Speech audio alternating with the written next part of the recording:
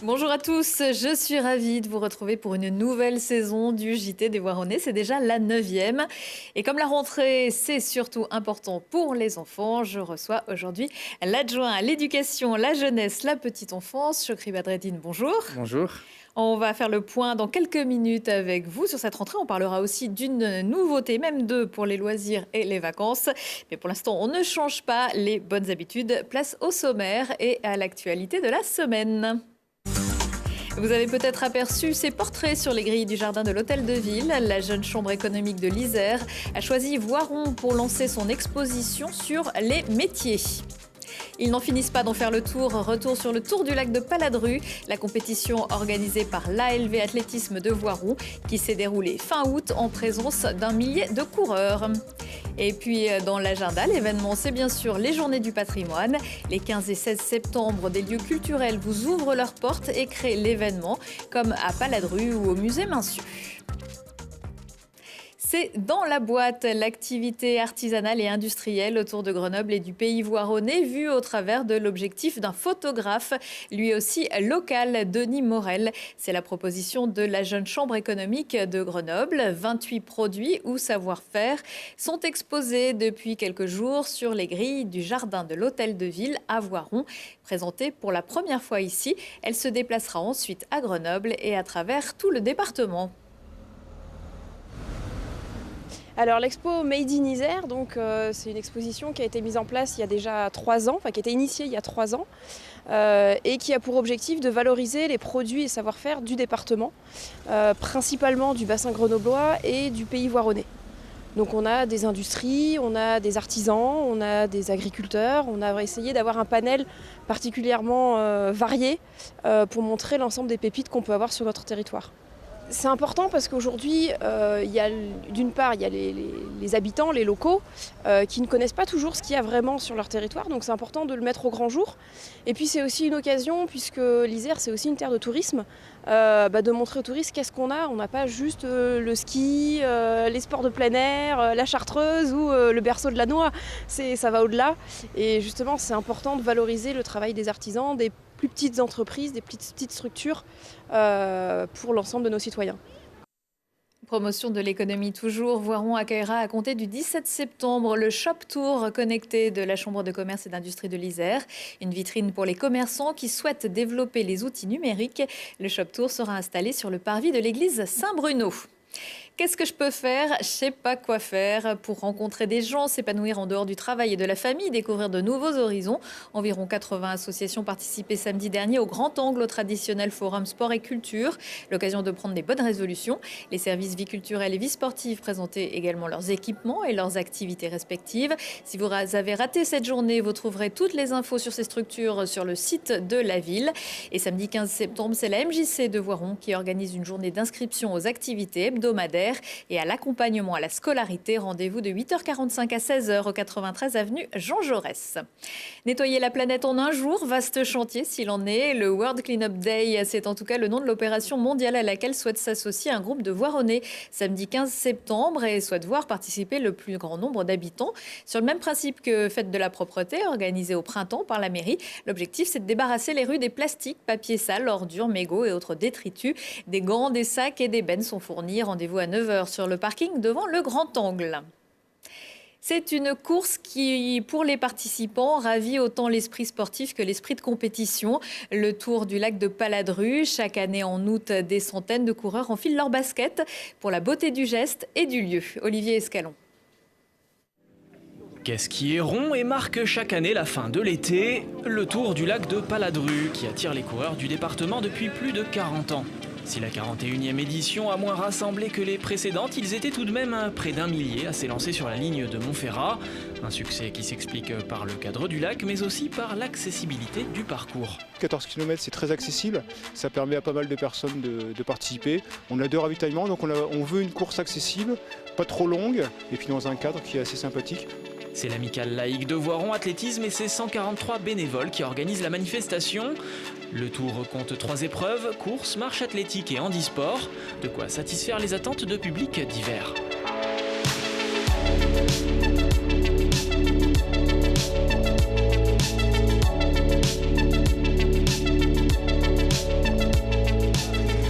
Je connaissais pas bien le lac du Paladru, j'étais déjà venu quelques fois et c'est vrai que c'est sympa, la vue est vraiment sympa.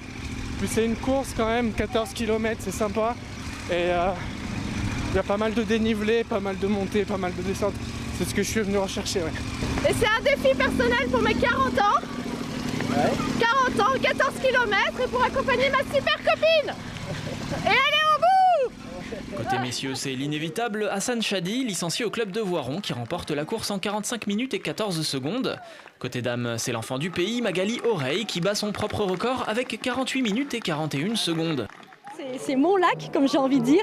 Je suis ici depuis toute petite, je cours, je nage, je pédale depuis 30 ans ici. Donc vraiment, voilà, c'est un réel plaisir, c'est d'énormes émotions à chaque tour. Chaque tour du lac, les émotions sont là et je pense que ça ne changera pas. Les plus rapides mettent 45 minutes, les plus lents un peu moins de 2 heures. Et une fois la course terminée, vient l'heure du farniente.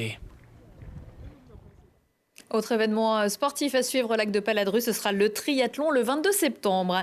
C'est la reprise du championnat samedi pour le PVBC. Les Voironnaises ont remporté leur dernier match amical le week-end dernier face à Aulnois. Désormais coachés par Quentin Buffard, les Iséroises débuteront cette nouvelle saison en National 1 en recevant un Poinçonnet. Coup d'envoi au gymnase Chotard le 15 à 15h. En rugby, championnat fédéral 2, Voiron s'est imposé dimanche 32-27 face à Saint-Jean-de-Bournay. Le SOV se déplacera à Tournon ce samedi.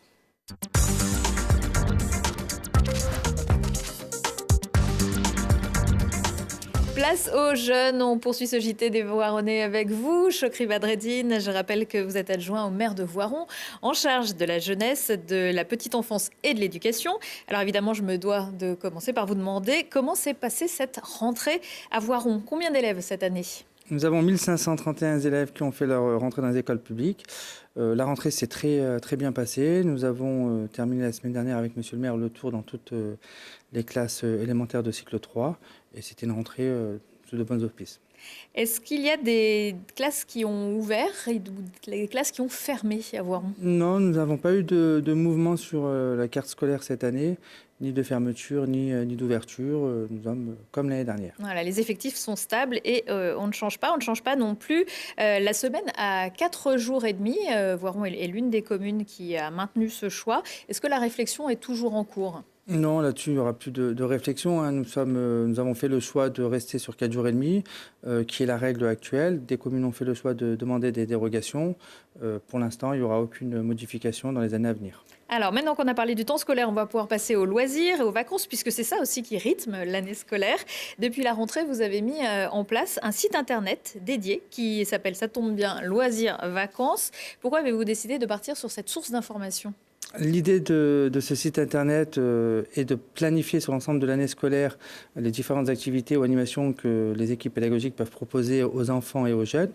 Et ça a un double objectif, permettre aux familles de se projeter sur une année scolaire et aussi accompagner les familles qui ont plus de difficultés à avoir accès pour pouvoir avoir le temps de s'inscrire. Parce qu'effectivement, on y trouve déjà le programme de toutes les vacances de l'année jusqu'à l'été prochain. C'est ça, c'est une volonté de notre part d'avoir vraiment une vision pleine et entière sur ce sujet-là. Et en parallèle de cette plaquette aussi, nous avons fait baisser les tarifs d'accessibilité, concrètement. Ça veut dire que nous avons baissé de manière substantielle les tarifications pour participer à ces différentes animations, pour qu'un large public enfants et jeunes puisse y participer. Pour que tout le monde puisse y participer. Alors on trouve les activités de la commune, mais pas seulement. On peut chercher par mots-clés toutes les activités d'autres associations. Alors traditionnellement, oui, on avait 4 diffusions dans l'année. On est venu sur une seule diffusion. Et nous avons gardé le principe du coin des associations, puisque nous avons des associations qui proposent des stages pendant les périodes de vacances scolaires.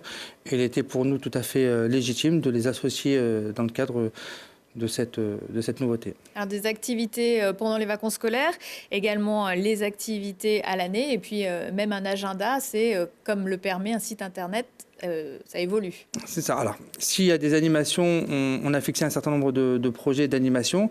Et puis, s'il y a des nouveautés ou des opportunités qui se présentent aux équipes pédagogiques, bien évidemment, à travers le site Internet, on pourra faire évoluer. En tout cas, c'est quelque chose qui a vocation à être dynamique et vivant. Est-ce que vous pourriez envisager de créer peut-être un coin des jeunes pour que les jeunes eux-mêmes puissent donner leur bon plan sur ce site? Pour l'instant, ce n'est pas prévu. Non, pour l'instant, ce n'est pas prévu comme ça. Les jeunes ont la possibilité, eux, pour le coup, de travailler et de faire remonter des envies à travers les animateurs jeunesse qui fréquentent et qui rencontrent. Le site n'est pas est administré en interne et n'a pas vocation à être vivant dans ce sens-là. Alors on l'a dit, on peut se projeter un petit peu, voir le planning avec les activités jusqu'à la fin de l'année scolaire prochaine. Est-ce qu'on peut s'inscrire sur ce site, y compris pour les activités dans les futurs mois? Alors, on a mis des périodes. C'est-à-dire l'idée, c'était d'avoir une vision complète, mais on a quand même mis des périodes d'inscription pour l'ensemble de l'année. À partir du mois de septembre pour les vacances de Toussaint et Noël, à partir du 1er décembre pour les périodes d'hiver et de printemps, et à partir du début mars pour la période estivale. Alors, le site internet se double également d'une plaquette. Cette plaquette, on peut la trouver où? Elle sera distribuée à tous les Voironnais. Elle sera aussi distribuée, accompagnée d'un courrier, à l'ensemble des élèves en maternelle, élémentaire et collège, public et privé, courant semaine prochaine. Voilà, comme ça c'est pratique, on l'a toujours sur la main, en plus et puis on vérifie sur le site internet si rien n'a bougé. C'est ça. Merci beaucoup, Chokri Badreddine, pour toutes ces explications.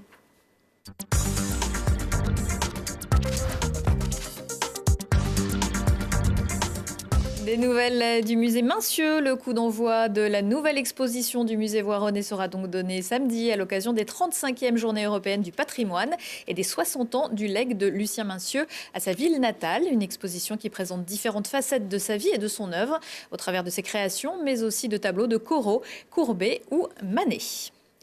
Après une première présentation au Cave de Chartreuse à Voiron, l'exposition sur l'inventaire du patrimoine dans le pays voironnais s'installe jusqu'au 4 novembre à l'espace de la Tour à la Buisse. C'est le fruit d'un travail de 2 ans pour recueillir des témoignages archéologiques, industriels ou artistiques présentés sous la forme de cartes, maquettes, images et sons. Des visites commentées sont organisées les 15 et 16 septembre. Un événement qui vous permettra également d'en apprendre plus sur le lac de Paladru à l'époque gallo-romaine. Le musée archéologique à Charavine, actuellement fermé, sera exceptionnellement rouvert pour vous présenter les fouilles effectuées pendant 30 ans. L'archéologue Jean-François Decle donnera une conférence sur ce sujet samedi à 19h au musée. C'est aussi le patrimoine de notre région. La 799e foire de Beaucroissant aura lieu du 14 au 16 septembre. 1500 exposants sont attendus pendant 3 jours. Les visiteurs de vendredi auront la chance d'assister à la foire au bétail. Mais que les autres se rassurent, il y aura des animaux tout le week-end, volailles, lapins, chiens et bien sûr la fête foraine, les camelots et de nombreux points de restauration. Et vous croiserez peut-être même Thibault Leduc. C'est ainsi que s'achève le JT des Voironnais. Retrouvez-nous aussi en replay sur télégrenoble.net. Excellente semaine à tous.